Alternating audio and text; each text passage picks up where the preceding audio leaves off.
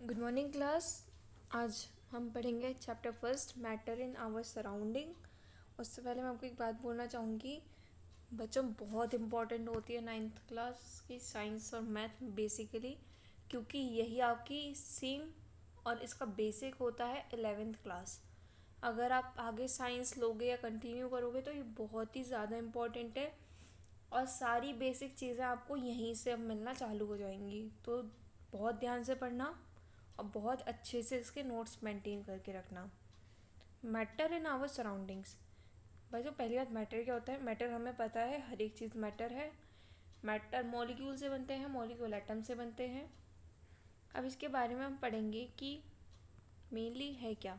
As we look our surrounding we see a large variety of things with different shape, size of texture. Everything in the universe is made up of material which scientists have named matter. हर एक चीज़ universe में material, हर एक material को नाम दिया गया है matter. The air we breathe, the food. अब हमारी सराउंडिंग्स में देखो, बेसिक चल रहा है तो हमारी सराउंडिंग्स में सारी चीज़ें जितनी हैं वो मैटर है। भले ही वो एयर हो जो हम सांस लेने की यूज़ करते हैं, खाना हो हमारा, पत्थर हो, बादल हो, तारे हो, पेड़ पौधे हो, या फिर जानवर हो, या फिर पानी की एक बूंद भी मैटर है। We can also see, we look around, that all the things mentioned above occupy space, that is volume and have mass. हम लोगों ने पहले पढ़ा था जब हमने मॉलिक्यूल्स की बात करी थी, that anything which occupy space and weight is called matter. But बच्चों, अब हम इसको और अच्छे से क्लासीफाई करेंगे। Occupy space, that is volume. वो जगह घेरती है, दैट इज़ उसका वॉल्यूम, मतलब उसका वज़न। वो जगह घेर रही है तो अपने वजन के अकॉर्डिंग घेर रही है। अगर उसमें कोई वजन नहीं होगा तो वो जगह नहीं घेरेगी, that is volume. And have mass. बच्चों, डिफरेंस होता है मास और वेट में। मास कभी भी चेंज नहीं होता, वेट चेंज हो सकता है। Since early times, human beings have been trying to understand their surroundings. Early Indian philosopher classified matter in the form of five basic elements, the पंच तत्व। जो पहले के लोग थे उन लोगों ने सराउंडिंग्स को जानने की कोशिश करी कि हमारे पास आसपास आखिर में चीज़ें हैं क्या। तो जो फिलोसोफर थे उन्होंने मैटर को 5 फॉर्म्स में डिवाइड करा, जो कि 5, जिन्हें हम पंच तत्व भी कहते हैं, जैसे कि हवा, धरती, आग, आकाश और पानी। According to them, everything living or non-living was made up of these 5 basic elements. Ancient Greek philosopher had arrived at similar classification of matter. Modern day scientists have involved two type of classifications of matter based on their physical properties and chemical nature. ये जो बात थी वो हमारे philosophers ने की थी, जिन्होंने पंच तत्व को बांटा था। उन्होंने बोला था भले कोई लिविंग थिंग हो या नॉन लिविंग थिंग, हर एक चीज़ इन्हीं 5 तत्वों से मिलकर बनी है। बट जो मॉडर्न डेज में हमारे साइंटिस्ट ने मैटर को 2 चीज़ों में बांटा। फर्स्ट, फिजिकल, उसकी फिजिकल प्रॉपर्टीज़ के अकॉर्डिंग। सेकेंड, उसकी केमिकल प्रॉपर्टीज़ के according. In the chapter we shall learn about matter based on its physical property. Chemical aspects of matter will be taken up in subsequent chapter. इसमें हम अभी physical properties के main focus करेंगे और आगे के chapters में हम उसकी केमिकल प्रॉपर्टीज़ को भी देखेंगे। और सारे चैप्टर इस टाइम पे इस क्लास में मोस्टली चैप्टर मैटर से रिलेटेड है, तो इसको बहुत ही ध्यान से पढ़िएगा और इसके अच्छे से नोट्स भी बनाइएगा जिससे आपको वो याद रहे।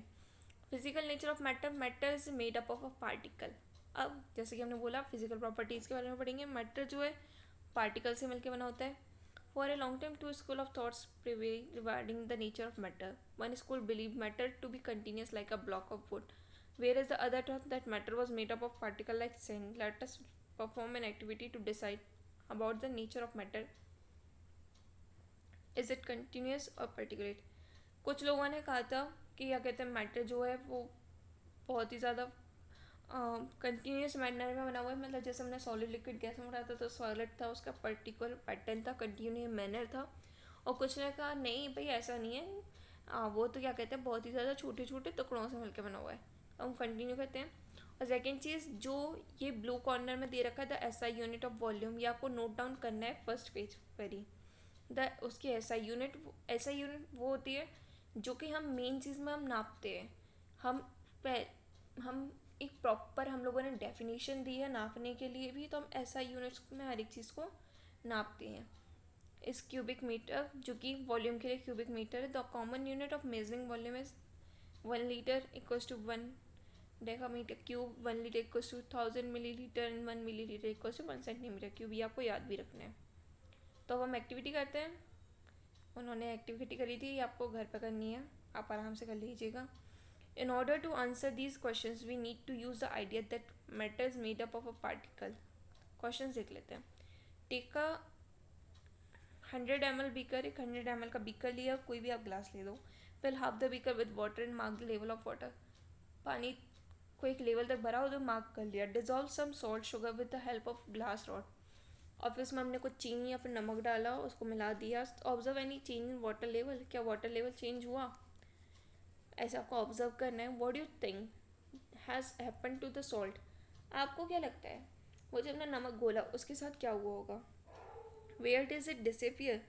वो कहाँ डिसअपियर हो गया, खो गया? Does the level of water change? Water का लेवल चेंज हुआ? इन क्वेश्चंस के आंसर देखने के लिए हमें पहले ये पता चल गया कि that matter is made up of particle. Matter जो है वो पार्टिकल से बनता है। What was there in the spoon? Salt of sugar as now spread throughout water. This is illustrated. जो नमक था वो किस तरीके से घुला, देखते हैं। Why we dissolve salt in water? The particle of salt get into the spaces between particle of water. When we dissolve, जब हमने नमक को पानी में घोला तब नमक गायब कैसे हो गया, या फिर कहाँ गायब हुआ, या फिर कैसे मिला?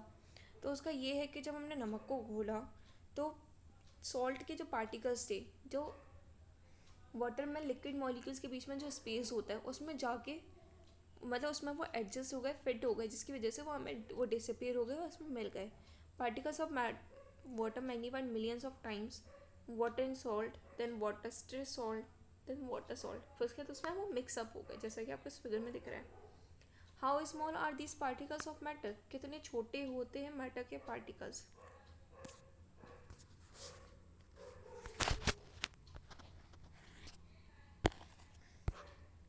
हैं This experiment shows that just a few crystals of potassium paramagnet can color a large volume of water, about 1000 liters. So we can conclude that there must be millions of tiny particles in just one crystal of potassium paramagnet, which keep on dividing themselves into a smaller particle. Ultimately, a stage is reached when the particles cannot divide further into smaller particles. देखो, जब हम देखते हैं कि जैसे हम normally घर में अगर अपने आसपास कोई देखते तो हम जब कोई शरबत बनाते हैं या फिर रूह अफ़ज़ा हम बनाते हैं तो हमने देखा है कि उसका पानी का कलर चेंज हो जाता है। सेम थिंग, हमने पोटेशियम पैरामैग्नेट लिया और उसको हमने पानी में मिलाया। Estimating how small are the particles of matter when with every dilution through the colour become light and it is still visible. हमने उसको मिलाया, उसका कलर डार्क हुआ, फिर हमने और मिलाया, फिर वो और लाइट हुआ, देन और, मतलब वो उसका कलर लाइट इसलिए होता गया क्योंकि जो उसके पोटेशियम पैरामैग्नेट के जो पार्टिकल्स थे वो उनके बीच के मॉलिक्यूल्स के बीच के स्पेस में जाके डिसॉल्व होते गए, इसलिए। विच की the same activity can be done using 2 ml of Dettol instead of potassium paramagnet. The smell can be detected even of repeated solution. आप सेम चीज़ डिटॉल भी डाल के देख सकते हो। जो मैटर के पार्टिकल्स होते हैं जिन्हें हमने मॉलिक्यूल्स कहा, वो बहुत ही ज़्यादा छोटे होते हैं, हम जितना सोच भी नहीं सकते उससे भी ज़्यादा छोटे।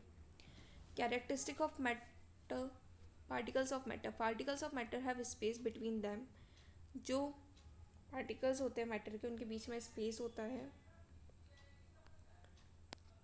In activity, we saw that particle of sugar, salt, Dettol or potassium paramagnet got evenly distributed in water. Similarly, when we make tea, coffee or lemonade, particles of one type of matter get into the space between particles of other. This shows that there is enough space. जब हमने Dettol को मिलाया या sugar को मिलाया या नमक को मिलाया या फिर पोटेशियम पैरामैग्नेट को मिलाया, वो हर बार पानी में डिज़ोल्व हुआ। सिमिलरली जब हम लोग चाय बनाते हैं, कॉफ़ी बनाते हैं या फिर नींबू पानी बनाते हैं, लेमोनेड बनाते हैं, particles of one type of matter get into the space between particles of the other. एक टाइप के, मतलब जैसे हम सॉल्ट को हम एक मैटर मान लेते हैं, पानी को एक, तो पार्टिकल्स जो होते हैं सॉल्ट के, एक टाइप के मैटर के दूसरे टाइप में डिज़ोल्व हो जाते हैं उनके स्पेसेस में between second particles. So then there is enough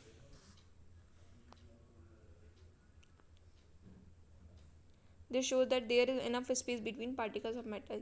इससे हमें ये पता चलता है कि इनफ स्पेस मतलब काफ़ी स्पेस होता है between particles of matter, particles के मैटर के बीच में. Particles of matter are continuously moving.